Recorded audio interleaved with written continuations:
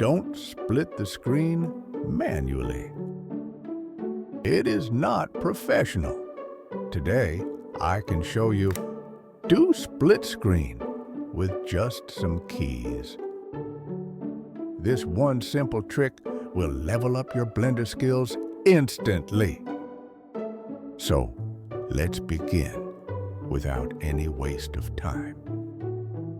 So, when you want to see your object in multiple windows, you just need to click Ctrl plus Alt plus Q.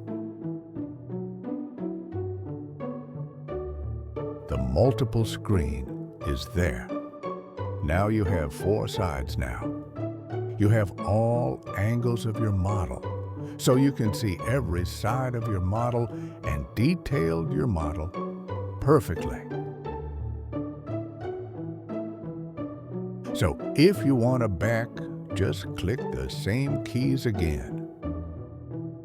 You did it! Another Blender skill unlocked. Follow for more.